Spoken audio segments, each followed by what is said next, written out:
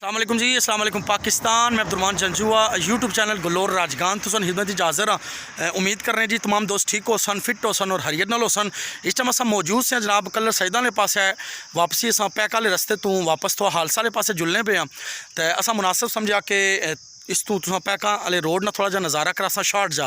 तो जरा अज दी वीडियो ना लुबे लुबाबा थंबनेल तू तक्की किंदा जरा थोड़ा हालसा पुली थोड़ी जड़ी डैमेज हुई उसने बहु सोशल मीडिया पर गर्दिश कर ली भी बई रस्ता बंद आ और सारा तो वह थोड़ा जा नज़ारा तुसों की करासा तो वीडियो एंड करी छोड़ सा जड़े हबाब साढ़े चैनल पर नवे वे उन्हें की गुजारिश कर साढ़े चैनल को सब्सक्राइब करी कि अज की मज़ेदार वीडियो स्टार्ट करने सब तो पहले तुसों की मौसम की अपडेट देने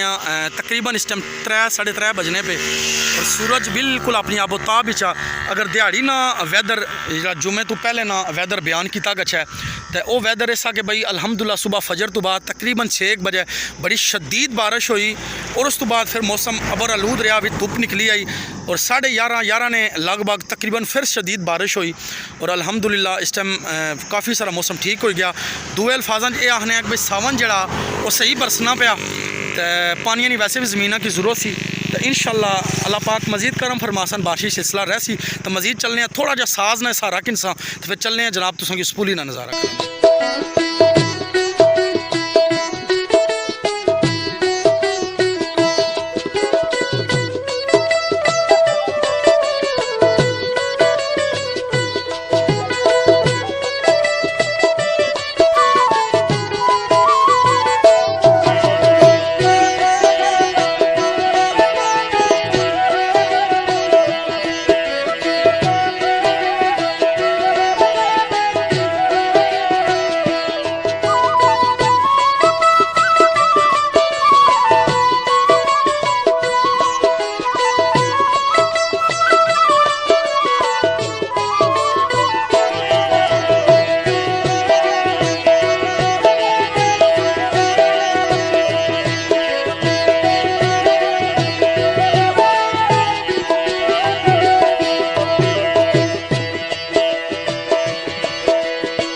वाह भरत वाह।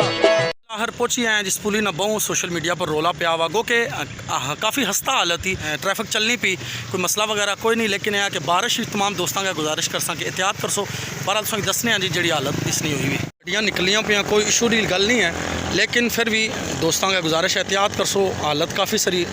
हस्ता या बारिश बिलखसूस एहतियात कर सो जो तक ही सकने हो पानी वगैरह काफ़ी था खलता हुआ और पानी इसकी नुकसान किसी वक्त भी पहुँचा ही सकना। बहरहाल अल्लाह पाक अगर दुआ है कि कोई इस तरह ना बड़ा नुकसान ना हो क्योंकि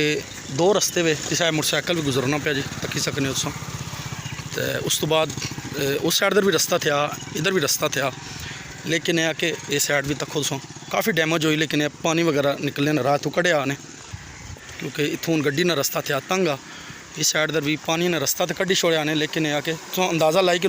पानी कितनी स्पीड नाल गुजरना पे अजे भी बहरहाल एक पानी अगर निकली गया असल सावन है ना तो बारिशा वगैरह चलनिया पियाँ जिसकी वजह तू ये सामने हालत इसने तक ही सकने हो बदर साहब कटो कटो बाकी काफ़ी मजबूती है उसका पुल नहीं कोई इशू नहीं है। अस्सलाम मेहरबानी जी गड्डी वगैरह निकलनी पी तो मोटरसाइकिल वगैरह भी निकलने पे कोई इशू नहीं है। बाकी सोशल मीडिया पर जी गप चलनी पी कि राह बंद आ मुतबादल रस्ता इख्तियार कोई ऐसी कोई इशू की गल नहीं है। मजबूती पुली नहीं सी कोई शक नहीं काफ़ी है तो ये चेक करी सकने हो इतना वाया कोई नहीं इस पुली ने दरम्यान क्योंकि ये मैन इसना एक सिरा वा फिर है जनाब थले पिलर वगैरह दिते ने को इशू इसना सिर्फ यह आ कि इसलिए सैडां जड़ियाँ वो काफ़ी सारिया बारिश नज़र होनी पियाँ जिस वजह तो प्रॉब्लम होनी पी वगरना कोई इशू की गल कोई नहीं। इंशाल्लाह उम्मीद है कोई सदेबाब इसना जल्द तो जल्द हो सी। उस तो बाद जो लास्ट टाइम बारिश तो ये पानी इतना पर नहीं चढ़िया क्योंकि पानी निकासी होगी जी तकरीबन 3 तो 4 दिन पहले बारिश हुई सी उस कि कब्र वगैरह पानी भी डुबी गई सी उस टाइम मैं हाज़र ना सा वगरना उस टाइम कवरेज करा और बहरहाल काफ़ी सारे परदेसियाँ हुक्म किया सा मेरा चलो ज़रूर नज़ारा कराइए तुसों की और उसमें गड्डियाँ भी निकलियाँ तक ही कहदियाँ कोई इशू कोई नहीं है। मोटरसाइकिल वगैरह भी निकलने पे बिल्कुल हाँ बड़ी हैवी गड्डी जी है वो एहतियात बरता है तो अच्छी चीज़ ही वगरना है कि कोई इशू कोई नहीं रास्ता वगैरह खुलता हुआ ठीक है। ये बोर्ड वगैरह लाया नहीं चलो कोई हैवी ट्रैफिक जी है एहतियात करो। उस तो बाद काफ़ी मजबूती करने की कोशिश से बहरहाल कम रुके आ जिस वजह तो काफ़ी मसैल हुई है। बाकी गड्डी वगैरह निकलनी पी कोई इशू की गल कोई नहीं जी हस्ता हालत ज़रूर इस कोई शक की गल नहीं है कि भाई हालत काफ़ी इसनी माड़ी है लेकिन दुआ करो अल्लाह पाक कोई बड़े नुकसान तो जड़ा ना महफूज रखन साढ़े की। तो मैं वीडियो बनाना पाया सा साढ़े एक वीवर है मोहतरम, क्या नाम दसिया सर? शानी राजा साहब वीडियो साड़ियाँ तकने रहने, कोई ना भी पेज वगैरह बनाया वा, इन्हें भी सपोर्ट करो। तो इलाके के सब ज़्यादा प्रमोट इस मारिया करना है कि साढ़ा इलाका ज़रा थोड़ा रोड ने मामलात ही और दूसरे मामलात ही थोड़ा पीछे सा। जी जी जी जी। हूँ कल मैं एक पोस्ट लाई कोटा पेज पर, तो वो इन्हें दसिया कि भाई तुसी गलत पोस्ट लाई कि गलत तुसा करने पे। मैं बकायदा ये तखने मारे आया कि देखो ये जी पुली है रहमान साहब में मिले, मैं इन्हें की मतलब रोकी कि मैं है चलो इन्हें मुलाकात भी करी कि ना, तो इन्हें की दसा भी कि पुली देखी कि दसो जी रहमान भाई चेक करो जी जी काफ़ी हस्ता हालत है, लेकिन यहाँ के नेक्स्ट अगर बारिश होनी तो टैनिन खतरा वगरना रास्ता चलना पे कोई इशू कोई नहीं है। तो मैन मकसद साथ की अपडेट देना कि अल्हम्दुलिल्लाह पुली ला जड़ा रास्ता वा इथों हालसा बिल्कुल तुम जिस टाइम क्रॉस करने हो पिंडी ले पासे जाने हो तो रास्ता अल्हम्दुलिल्लाह रास्ता चलना पे मजीद भी बारिशा भी एहतियात करसो। उम्मीद करसा आज वीडियोज़ों की पसंद आई उससे ज़िंदगी वफा की एक नवी वीडियो ना एक नवे व्लॉग ने सुन खिदमत दोबारा हाज़र हो असने रहो वसने रहो। मेरा ला सो कि अपनी हिफ्ज़ो अम्मान ही रखा, इस दुआ ने इजाज़त कि जिथे पैर हुआ है उत्थे ही हैर हुआ है। पाकिस्तान जिंदाबाद जी, अल्लाह सुनने वाले।